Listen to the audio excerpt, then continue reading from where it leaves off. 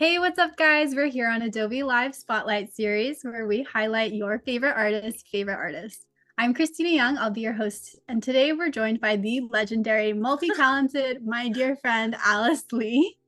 You might recognize us from our stream 2 weeks ago where Alice interviewed me on my art journey. If you didn't catch that, you can catch the playback and any other playback for Adobe Lives on Behance. Now, I've looked up to Alice's career for a long time, but if you didn't know, she is a designer, illustrator, muralist, and ceramicist. Alice, do you want to introduce yourself and tell us a little bit about your journey to pursuing art and how you learned so many things? Yeah, hi everyone. It's great to see you all here. And back on Adobe Live, where we were just 3 weeks ago with Christina as the guest. Yeah, my name is Alice. I'm an illustrator, muralist, and ceramicist, typically based in San Francisco, but today we are in Brooklyn, New York. Yeah. And yeah, I've been an independent artist for 10 years now. It's almost my 10-year anniversary of quitting my one and only in-house job as a product designer. And yeah, so it's just great to be here today. I'll be walking everyone through my process for how I set up my files for mural painting. So basically everything that happens from when we sign the contract to when the mural goes up on the wall, even through the painting process and like getting the final mural. So my process is very like digital to analog, back to digital again. So yeah, and then we'll just talk about like the journey as well. And if you have any questions, feel free to ask. Yes, I will be reading the chat, so feel free to ask Alice any questions. But yeah, we can just go through. Yeah, people always ask me like what I do, because I think like many artists, it doesn't really fit into a particular bucket. But I would say I do like 3 main types of work. So one is illustration, like digital painting.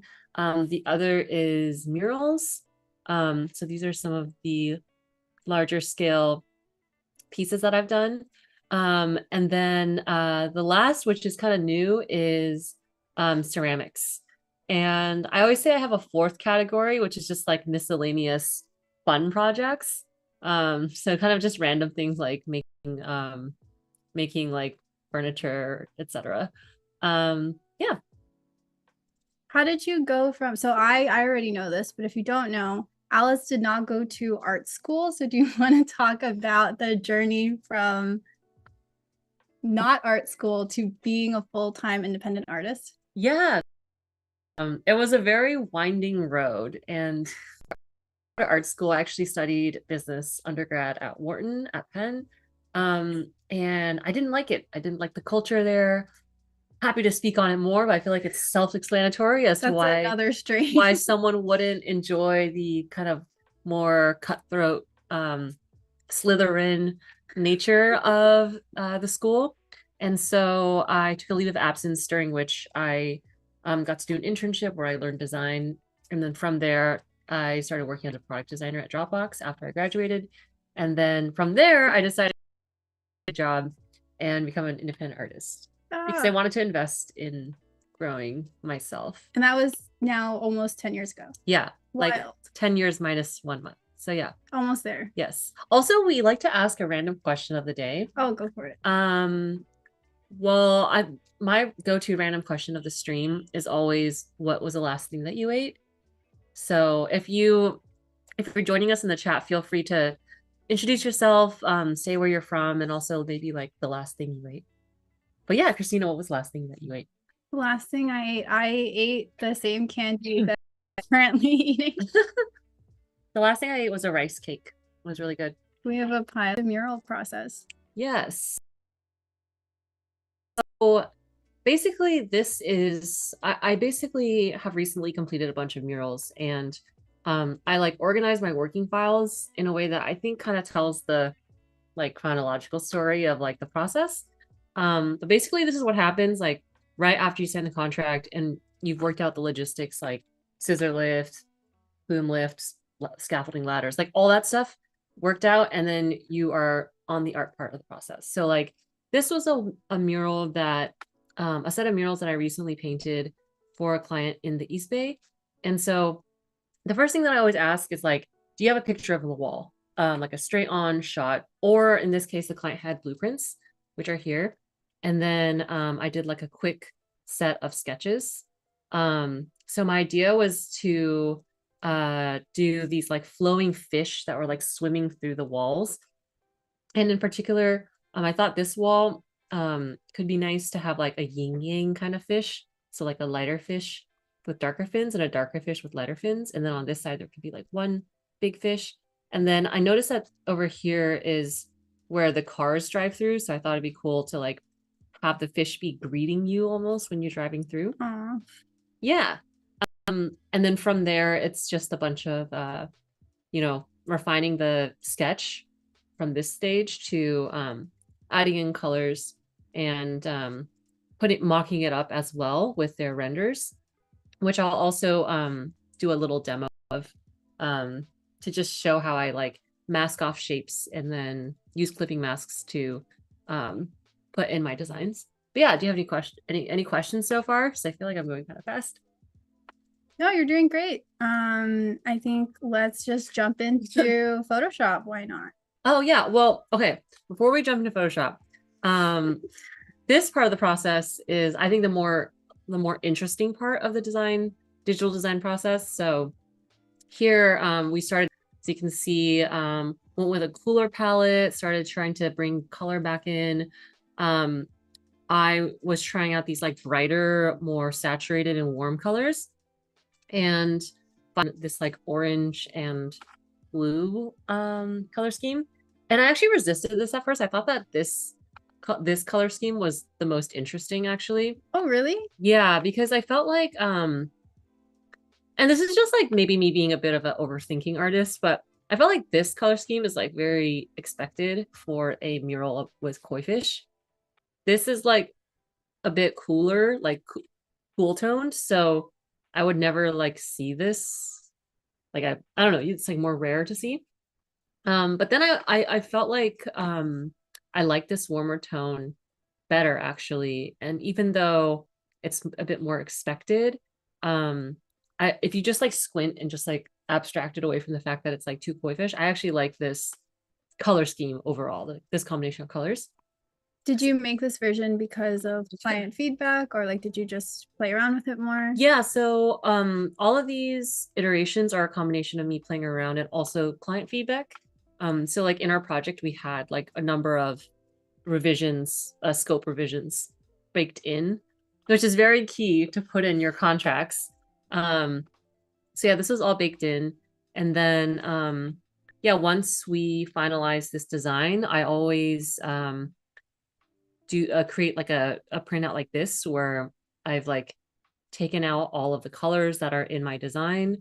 And then I went to, excuse me, I went to the paint store and just picked out the swatches that matched. And my tip here is to print out your design, match the printout to the screen, and then use the printout to match the swatches too. I learned that from you when I asked you like questions on how to do my mural. Yes, because it's really hard, I found, to like match swatches to a screen, because there's like a different dimension of brightness that a screen has. And I have done that.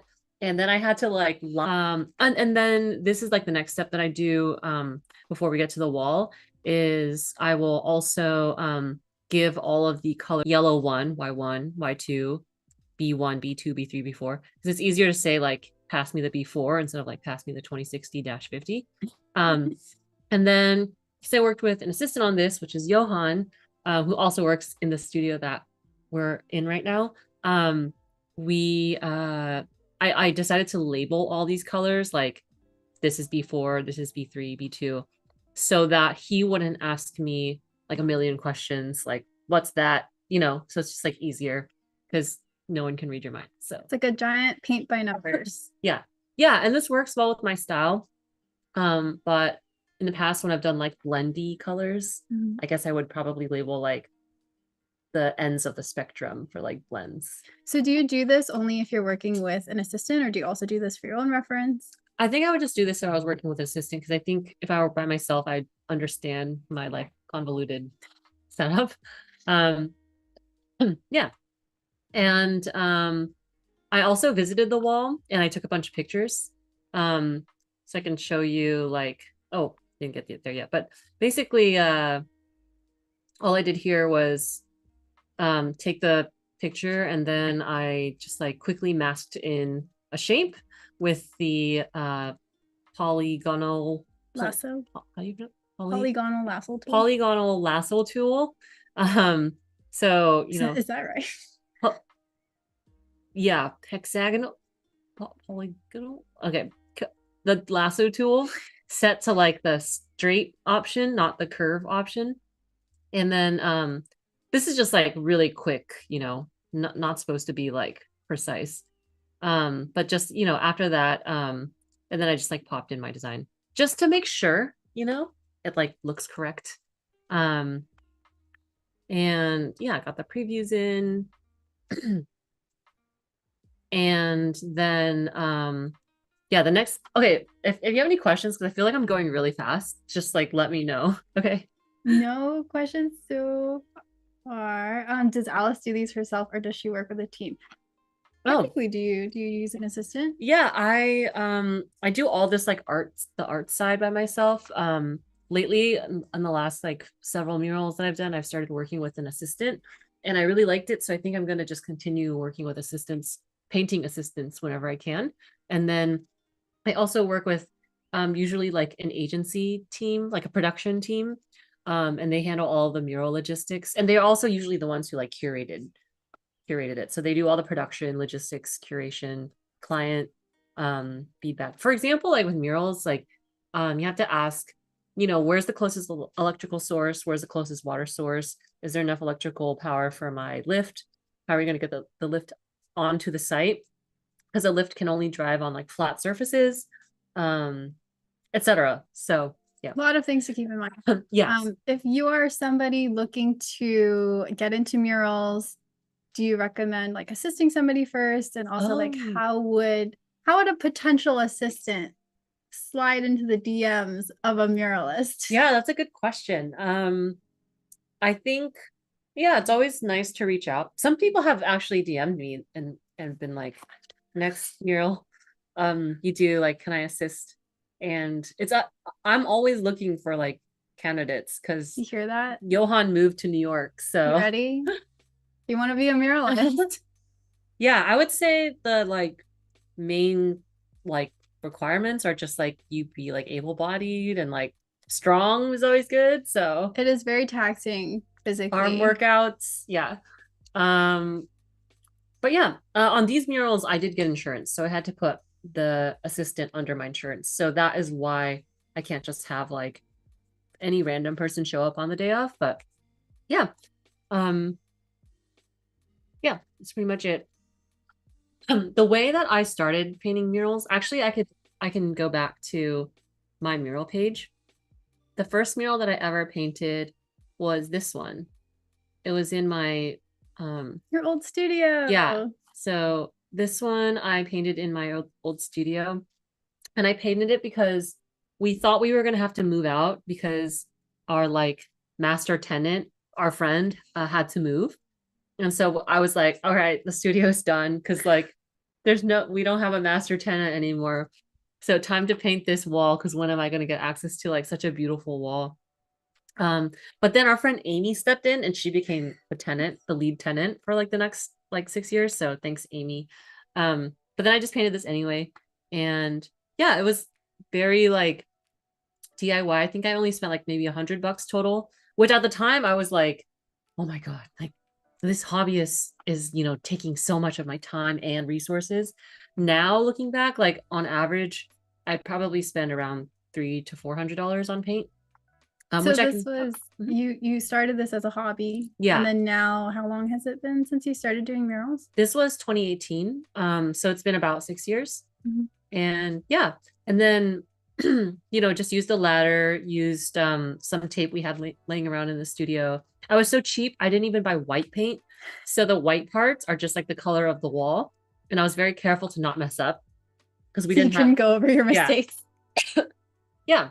And then the way that I progressed is like, I just posted this mural to Twitter, back when Twitter was cool.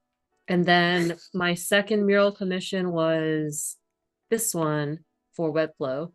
And then that led to my third one, which was this one. And then that led to my fourth one, which was this tiger one. So like, I think just, putting your work out there, putting yourself out there is like really powerful in the day of social media. Like if I were starting over today, I would go all in on like Instagram, for sharing art, like static images of art. Yeah, and you just like never know what can come of it. I think it's also really cool to note that you did create your own opportunities for a mural. So say like, for example, if I wanted to get into murals, oh, but nobody's hiring me, I should find my own wall in my own place. You can even use paper, honestly. I've taped up large paper on the wall so that it was like removable. So you did it in your own studio first, and then that's what you used to get clients. And then this mural that you're showing right now is also in your old studio. Yeah. Yeah, just like, creating your own opportunities, painting your own walls or your offices, for your backyard. I would personally, I would not paint like a mural for free, even if you were starting out. Like, I just feel like it's a lot of work if you're like working with someone, especially taking in their feedback, like feedback revisions, like Also the cost of materials. yeah. But yeah, like doing it for yourself or for your family or for friends' house. What a nice gift to give somebody. It's an extremely nice gift. But yeah, I would never do it for like a business. So yeah, and then that's led to like larger scale murals like this one, which is a dimensional woodcut mural. So it's like pieces of wood mounted on each other. Oops. So yeah, just let me know if you have any questions. But I will go back to the design. So this part of the process, I will take the final artwork, which you see here, and then draw a outline, like a black and white line outline over it. And then I can bring it into Photoshop. And so what I do next is I'll take the wall that's in front of me that I'm going to paint. And then we will prime the wall. That's very important, especially if you're doing exterior. You must prime. Second, or if it's been recently painted, I think that's okay. Second, we fill the wall with these like random shapes, like these doodles. It doesn't really matter what it is. So you can see I've drawn like the alphabet a bunch of times here. There's a dinosaur. This is me and Johan drawing it. So sup, and then I will add in the outline of the mural.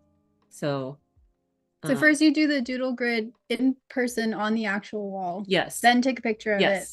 Then overlay in Photoshop. Sorry. Yes. So then after the doodle grid, we'll take a straight on picture of the wall. Try to get like dead center. So like vertically and horizontal if you can. So you can see in the shadow, we are actually on the scissor lift. So the boom lift. So we just swung the lift out, where you can stand on like as high as you can get on the ladder. Yeah, you might have to do a little bit of photo manipulating, but that's okay. It's the same thing that we did on this wall too. So this is the wall with the completed doodle grid. It's a really tall wall. This is like 35 feet tall. So I could then add in the design, which you see here, as well as the outline of the design. And then we can, if we zoom in, we can go to parts of the wall and be like, okay, so this curve of the eye intersects with like this part of the T, this part of the U, the tip of the V. So that's how I know where to draw the line on the wall. Do we want to go back a sec and explain why you would use a doodle grid versus something like projecting onto the wall? Yes, that's a great question. So with a wall like this that's so large, you can't use a projector. It's 35 feet tall. So you're going to have to be like really far back. Like you're going to have to be like, I don't know, back. like a block back or something. And I don't even know if my projector is that strong. I also have painted indoor walls where I just simply couldn't get enough distance back. You could use short throw projectors, and you can also like move it piecemeal along the wall, but those are really expensive. So even if it's not for size, say I'm doing something at home and I just don't have a projector, really low budget here, could I also use this for a smaller mural? Yeah. So for example, like we are sitting in a space right now. There's a wall behind us. I think there's maybe like 3 feet. So if this is all the space that I have, there's no way I could use projector unless it's you know, a very, very short throw projector. Or if it's bright outside and you just don't have a good one. Projector you have to use at night. You also need an electricity source. So if you have to go very far back and you're in the street, you have to be very, very careful, have like a friend, you know, manage traffic or something. And the projector also has to somewhat be centered in the vertically centered. So like it has to be like here. You can't be projecting really from down here. Like you can and like skew your artwork, but then you cannot touch the projector or move it at all. So projector is great if you can use it usually indoor or like generous outdoor context, but oftentimes it's not possible.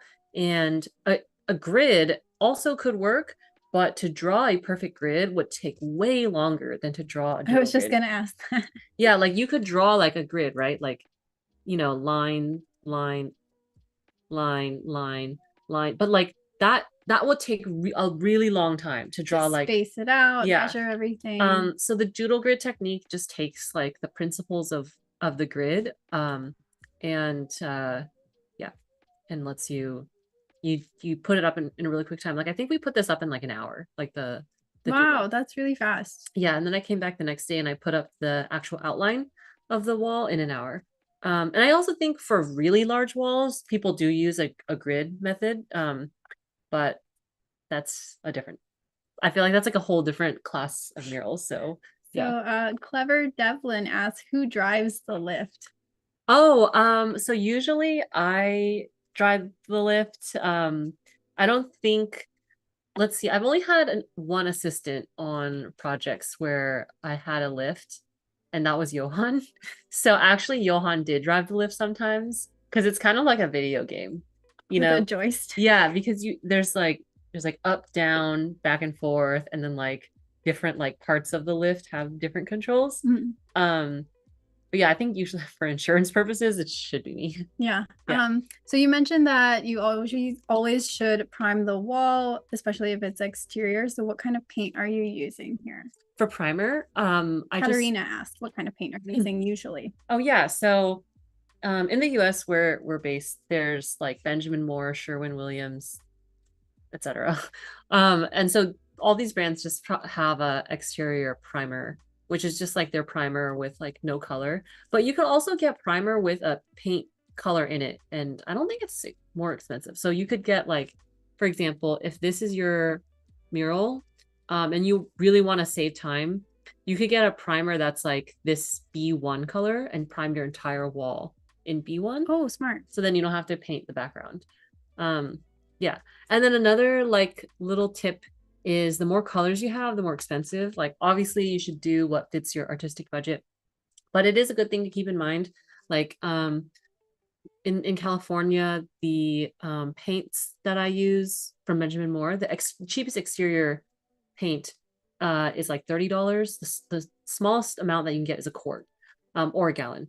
And so every color that you add is $30. And if you think about it, I guess one extra can is not like make or break on these projects, which usually have like a larger budget if you're like renting lifts and getting insurance and all that, but it does add up. So like, you know, three extra colors is like 100 extra bucks. If you like have, I don't know, 30 colors, that's like a lot more money, right? So personally, I like to just keep an eye on the number of colors, and like sometimes if I don't feel like it'll change the like overall like feeling of the piece or the composition, I could even combine colors. I'll be like, you know, this blue and this blue, they look really similar, so I'm just gonna like make them the same B2. Yeah, so that's my other little tip. So Keys asks, those colors are beautiful choices. Some seem to pop often. Do you have a palette that you use often? Oh, that's a really good question. Because you're showing your previous work and they seem very cohesive together. Do you have like favorite colors? Yeah. Do you remember the exact code that you always go to? I don't. But and I always end up with extra paint. And I recently just gave away a lot of my paint on my local Buy Nothing group to like an elementary school. So yeah, it would be really smart of me to like try to use, but I often use this like yellow, this pop of yellow, which is really annoying because yellow often is a very thin color. Mhm. So you have to do multiple coats. It's very patchy. I also do this like peach a lot.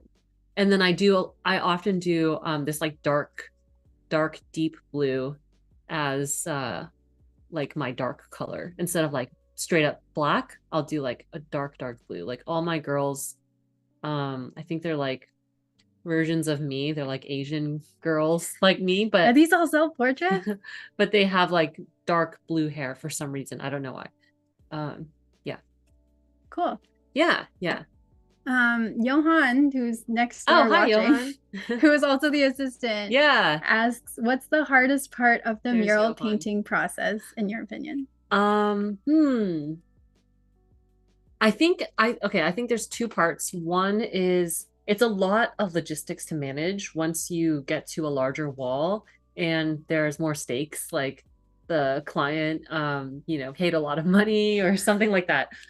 So it it does become like almost a Sudoku puzzle, where you have to like make sure the electricity is like right for what you need, and or bring in an extension cord, or make sure you get the insurance, make sure your assistant can work the days that like you want to work, make sure the sun is not like in your face. If there's no sink, how do you get water? Yes. On this one, we had a bucket and a hose. Nice. Because it was a construction site. You do what you got to do. Yeah, we zip tied the hose to the bucket and made a little sink. Yeah, so it's just like a lot. And then the second one is it's physically really demanding. Mm-hmm. So my friend Catherine, my former studio mate, she actually described it as being like an athlete in a way, like an art athlete. So you have to like sleep well, eat well, stretch, hydrate, You wear a back brace. I've seen you. Sometimes I wear a back brace preventatively to remind myself to like have good posture. So yeah, you're really tired usually. Yeah. What about for like your woodcut installations? Like how different is this process? Yeah, it's also kind of like a marathon. I do work with a fabrication team that fabricates these. So I designed these. Let me go to this, probably has like the best. Yeah, so I designed the artwork like flat in Photoshop first, and then put it into what program is this? Fusion 360 to extrude the layers. And then this is the file that I pass off to my fabricator. So I let him know like I think dark red is like closest to the wall, and then it's like rainbow order. So then red is second level, yellow, green, and then blue here is like furthest from the wall, like level 5 out from the wall. And then they like CNC cut out the wood, and they sanded, primed it, delivered it to my studio, where it turned into this like little factory where I was just like painting, and then installed it. So yeah, by the way, installed it. All of this is on Alice's website. Oh yeah, at byalicelee.com. So if you want to look at more of the screenshots of her files, you can check it out on her website. Yeah. So that was this process. I would say the longest part of the process was the painting process. It was like a month long in my mom's garage because we needed a lot of space to work, and my mom's garage can house about 20 feet of Thank you, moms. Yes, and it's free. So yeah. Unfortunately, it was also during a heat wave. So do you like doing 3D more or 2D more or same? Oh, do you have a favorite? I love doing 3D. Or it's not, I actually just love doing stuff that really challenges me. So the 3D is like obviously a challenge because you're adding in like this whole new element to it. I also love doing these like large scale murals as well, because it's like a big challenge, big scale. Yeah, so these are the final 2 pieces. Thanks to Johan for helping me take these pictures. And this is my friend. Johan asks, do you have advice for an aspiring muralist to get their first client? Oh, great question. I think if you can, you could try painting one in your own space if possible. So like if you have a studio or your own room even. If not, actually, um, you could try to just practice on like these panels. So like this was a project I did for a tech startup, actually a crypto startup, and they were about to like potentially move offices pretty soon, like maybe in a couple years. So they didn't want like a physical mural that would be like on the wall and that therefore just a part of the office forever. So I actually did these on these like 4 feet by 4 feet panels. If you could see Which the door, it'll show you the scale. yeah, here's a door underneath. So it's like So these are this big. pretty big still. Yeah. And then lined up in a three. And it kind of has a similar visual density of a mural, I guess. So you could even paint on canvas. There's like a more affordable version is to like like make your own canvas, stretch canvas. Yeah, I wanted to actually try this too. Like I feel like I want to explore like abstract art, abstract girl era soon. Yeah, so you could do that. I would always say like if no one's giving you the opportunity, try to generate it on your own. Because I think for painting murals, like it it it's something where like having the experience of painting large scale is helpful. So I can understand why like a client wouldn't randomly be like, you've never painted a mural before. Like, do you want to paint this huge wall for me?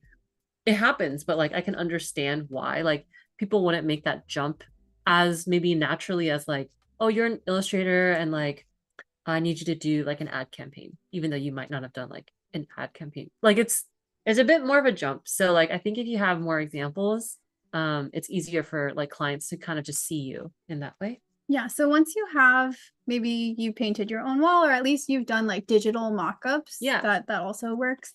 Anwar asks, Oh, what thanks. strategies do you have for getting clients to hire you once you have those examples to show them? Oh, I just put it on my Instagram and try to show the process.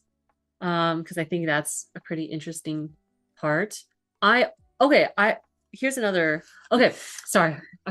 Like so many thoughts. Okay, so It's so interesting. So many thoughts running. yeah, I have like most of my clients are inbound. So it's like I'm putting out my work and just planting seeds and then the seeds blossom. I don't know when in the future. But I feel like that's kind of what sharing your work on your portfolio and like social media is kind of like. I have, however, either cold email people or somewhat like I would aggressive is the wrong word, but I've been persistent. Yeah. Yes. Persistent. So like this one was for the Asian Art Museum and the curator Marie, she reached out to me and I think I was just like very persistent in like following up and being like, she was trying to find 4 artists to put up 4 consecutive murals across 2 years. And I was like really persistent and like, I would like to be the first artist. Please. And yeah, and just showing your enthusiasm. So, and then oh wait, actually, this one was for a mural festival for Powwow, or formerly known as Powwow San Jose. Now it's called San Jose Walls. And this one I cold emailed them. And then the same group that runs that festival that I cold emailed then was curating this really large scale set of murals with like 6 different artists like a few months ago. And so then that's how I got like selected for this project where I painted this like I love this Ginko. one. It's so cool. Oh, thanks. It's very different from your other because it's primarily green. Yeah. So these 2 were like cold emails. So I would say cold emails are like a very powerful tool that should be used like sparingly, wisely, but like could be very effective. You never know. The more personalized it is too, because you genuinely really wanted to work with the Asian Art Museum. So I think if you have, and let me know if you agree, if you have a very personalized like connection to the place that you want to work with, that really helps your case. Yeah, so like this one, I was born in Sunnyvale and which is right next to San Jose, and um I just felt like a really strong community connection to San Jose walls. And actually this mural is like 5 minutes away from where I grew up, like my childhood home. Um so like I actually pulled this. Aw. This is me as a baby, and this is my mom, and this over here is our house that I grew up in. And this is a ginkgo tree that my grandpa planted when I was little. So this is how little it was in like 1993 or 4. Um, and we recently visited it, and this is the Wow. same tree, and this is me for comparison. So yeah, we both grew. One grew more than the other, the tree. Um, so because of the like local connection to this like town that I grew up in, and the mural being in that town, um, I want to draw this like ginkgo tree branch. That's like my ginkgo tree in Do my you old. have a dream project slash client that you are hoping to Yes, work with now? I Do you do. want to shout? I was, Shout I was just, okay. I'd love to toss the question back to you, and out. Oh, I'd love to okay. toss it back to the chat. Like, do you have, okay, Oh yeah, what's, let us know yeah, your dream projects. if you're a creative in any way, what is your dream project? I'd really love to know because, just stating it is like very powerful. Mine is I would love for Uniqlo. Oh I'd yeah. love for Oh Uniqlo my God. to contact me, and You hear that, Uniqlo? they do like an artist series for like their t-shirts. Oh, Lo is in it. Oh, yes, Yeah, yes, yeah, yes, yeah. yes.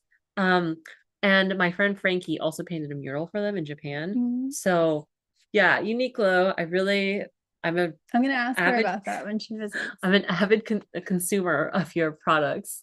Do you And hear us, Uniqlo? oh, Uniqlo, Uniqlo, is please. it Uniqlo? Uniqlo, sorry. Uniqlo. Uniqlo, yeah. Uniqlo.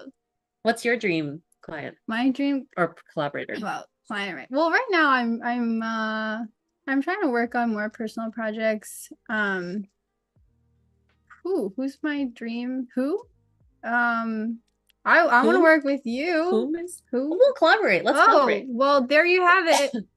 Wait, is it State who your or whom is my whomst?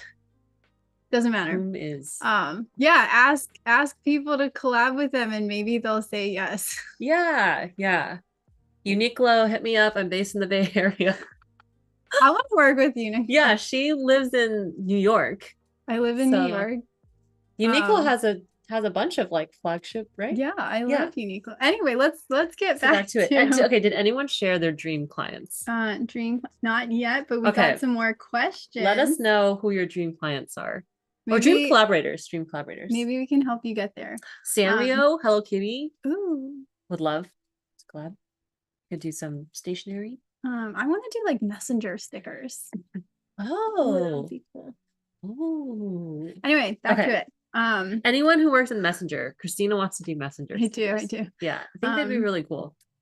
So sorry if I mispronounced your name. Apurva, PR, asked, can you define persistence in terms of chasing clients? Oh, yeah. So not aggressive. We're talking about being Yeah. persistent and following up with clients. Yeah, not like disrespectful.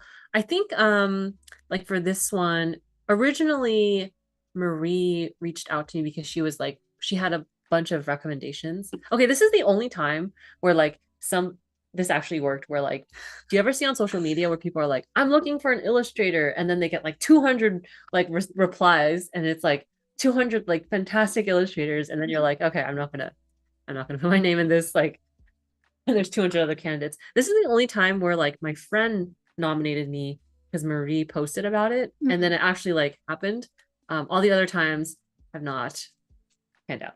So that doesn't mean it won't happen again. I just feel like sometimes on social media it's like a lot. Try everything. Yeah, Try everything. Everyone. Costs nothing. So ask your connections. Yeah, so Marie was working through her list of recommendations, and then she reached out to me to just assess my interest, and then I think I just like followed up semi persistently. Like I don't know if it was like weekly or like bi-weekly because there was some amount of time between her interest check and when she like finalize the project. And then I think also she had wanted to kind of discuss like uh concepts or like what like the artist's interest would be for like if they were selected, like what would they want to make like super super reasonable. And so I think I was like very like more persistent than usual in like typing out like my thoughts and ideas and following up after. um yeah, I would say if you feel like you're getting annoying, like but you do want to maybe send one more email, because it's people do get busy. Yeah. So I think it's like okay to follow up if they don't respond. Like I I have done this where I've been like, hey, like just wanted to follow up. Um, totally understand if like now's not the right time. Um, and I don't want to bother you. I'm really excited about this project. This will be my last email if I don't hear back. Mhm. So like it kind of also like states like where you are as well. Yeah. I think sometimes like you might get really worried, like, oh, they're not responding, but they are. Yeah, they're busy. Yeah.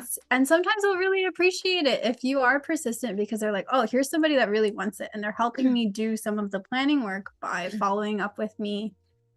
So that's a good point. Yeah. Yeah. Key said, oh wow, what a coincidence about Uniqlo. I had worked with them in Japan for an interactive art display on a wall. You are very cool. You are very cool. And we want to be like you. Can you share a link to your project? Oh yeah. We would love to see it. We would love to see. We're so insane. Yeah. Not clear on Katarina says not clear on dream client, but dream job ceramics. That's something that Alice definitely also does, if you didn't know. Excuse me, guys. I don't know if you want to get into like how you went from ceramics design to illustration to murals to ceramics. I think I just get very fixated on things that feel exciting. So ceramics, just a fair warning, like if you get into it and you're like into creative stuff, you might fall down the rabbit hole that I have fallen into, and many friends of just being all about ceramics, which is I think mostly a good thing.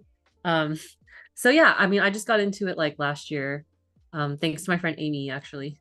Yeah, and now it's just something that I like to do mostly as like a side hobby. But you've done so much of it in the last year that you started. It's a rabbit hole. Would you recommend pursuing side projects as like how do you balance your actual work with like wanting to get better at and train in your side project interests? Oh, that's a good question. Well, what do you do? Because I feel like you also have a lot of side interests. I just turned my side interest into an actual business. And that is my full time. Yeah. Our downfall. I do that too sometimes. It's a slippery slope to go from, ooh, I'm really interested in this. Oh no, I've started a business. Yeah, balancing. Well, I think one good thing about ceramics is it's really hard to scale, and it's also hard to make a lot of money, I feel like per piece, unless you make a ton of stuff, unless you make a lot of units. Because even though you could charge a lot, which I think I also do, the amount of time that goes into a piece is like astronomical. It's almost like minimum wage, even if you have like high prices. So maybe pick hobbies that are like difficult to monetize, and then you won't turn them into your job. Like I'm really into crocheting, but like I don't think there's a way for me to monetize that, which is good. You can keep hobbies as hobbies. Yeah, keep hobbies as hobbies. Keys just got locked. Did Keys get locked for sharing the link that we asked Oh for? no. Oh no, you're here. Okay. Hi, Keys. That was a long time ago. I worked with a team, but the project can be found on tha.jp. Oh, okay. We will check that out. tha.jp. Yeah. So anyway, basically, I thought that I would just take maybe like the last 10 minutes or so we have, just to kind of go through my process for like what I do after the mural painting starts. So this was another mural that I did. Okay, I'm just gonna like tab through this really quick. So this was with Empire 7 for an unnamed tech client in the South Bay. So I did like a whole bunch of like iterations. You can see here the sketches. prepping color, and then this was my final design. So when I started painting it, you can see that there's like a doodle grid behind here that I put up. And that was again because even though it looks like I have a lot of space, like even this much space, which was probably, I don't know, like 30 feet, 20 feet, could not get even the height of the wall. So I thought I could do it in two sections, but I could not even get like from this bottom to like to the top. So I ended up I was just like, okay, doodle grid it is. So same thing, put up the outline against the wall. So you can see if you zoom in. So here, let me just pull it up. Here I had taken a picture of the wall, which has the doodle grid. And then I overlaid the design onto the wall. And then I could just go piece by piece, like, here there's like a bunch of grapes. So like this curve is a tangent to the grapes. And then actually at this point, I had already sketched the outline of the mural, which is like in this blue. And then what I was doing was I took a picture of that sketched wall, and then I overlaid my digital sketch onto it so I could see where I was off. So like here, for example, the line of this like vine is like pretty on, like even though there's like a little bit of discrepancy, it's like fine. But the bird is like totally off, right? Like the head is like really tall, and then the face is like super small proportionally to how big it actually is. Like the eye is like. Did you have to take the second picture in the exact spot? No. Okay, it doesn't matter. Yeah. You can just get it like roughly accurately, like if you have like the corners accurate. I also had these guidelines too to make sure that like I was like flush with the edges of the wall. So then that's what I would do every day because I had to do this doodle grid process. So for example here, also there was a scaffold in the way, so it was really hard to tell like if what I was painting actually looked correct or not. So I took a picture here as straight on as I could, and then I like took my digital sketch and overlaid it, and then I could just go in and see like where was I like just a little bit off at this point. So like, okay, I can see, for example, here, the bird's wing is like more like out, like flapping more. But then in the drawing and that I had painted on the wall, like it's more like back. So seeing that was really helpful, and then I was able to like bring the wing forward a bit. And oh yeah, or here these like bubbles, they do look a little small, these yellow bubbles. So I was just like, okay, redraw those. And yeah, I could just like continuously do this kind of like checking, how like you did this every day. End of every day. I think this one, because this wall was so big, and then also the scaffold was really in the way, so just wanted to make sure I got it accurate. And then also there was a really complicated aspect where like I wanted to have this like yellow sun, which is a circle, but there's a scaffold in the way, so it's really hard to tell if the line you've drawn is like a correct circle. Like if it's off, like I feel like it's really easy for us to see that it's off. So what I ended up doing was I did this like whole measurement thing. Oh wow. And then I like calculated like, okay, the distance from like here to here is like this actual number of inches. And then I was able to calculate like if I just draw a straight line down leveled, like the place where it intersects with the curve is like 48 inches or like 32 inches. And then I just like marked all those spots and just compared it. And I actually was able to fix part of the curve that I wouldn't have caught otherwise. Yeah.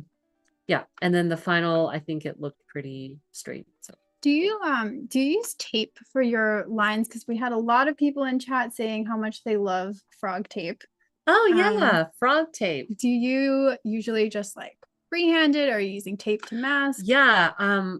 You mean masking the actual design? The actual design, yeah. Oh, I don't really do that because I think it's like a lot of extra work. Yeah.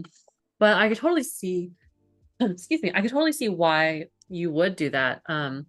Like if you had like a very precise, Geometric. yeah, like our friend Amy, I think she drew like a computer chip or something with like all the like lines. Mhm. So she masked that.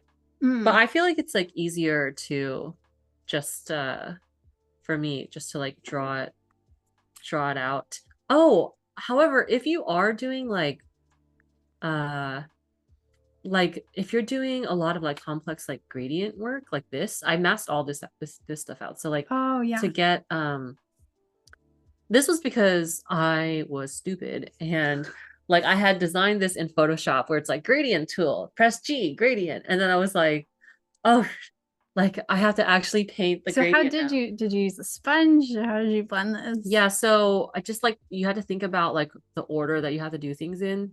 So, I think for example here, this like triangle, I Mhm. just like painted the gradient first. So Mhm. you just do a blend. Um, it might be too complicated to it's just two colors and then Right, yeah. wet, keep the brush wet and then you blend it. And I went over the line, right? Like because I wasn't trying to stay in the line. It was the first thing I put down. And then you tape down the edge here and then paint like this gradient. And then you have to like figure out like what the next you have to go in like the correct order. Um so yeah, I did it for that, if that helps. Or this one, actually for sure. This like spiral. So it helped that like some of these colors were solid colors, like flat colors, and some were gradients.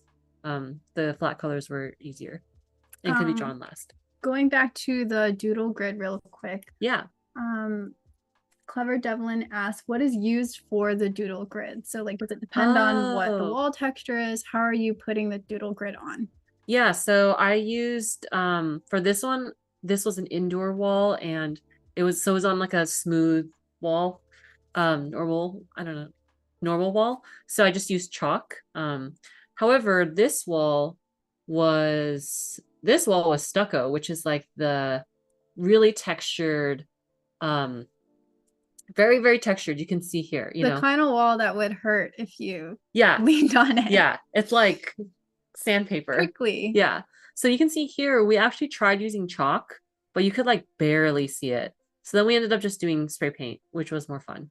But you shouldn't really do that much spray paint indoors because of the Mhm. aerosols. So I think it's better suited for outdoors.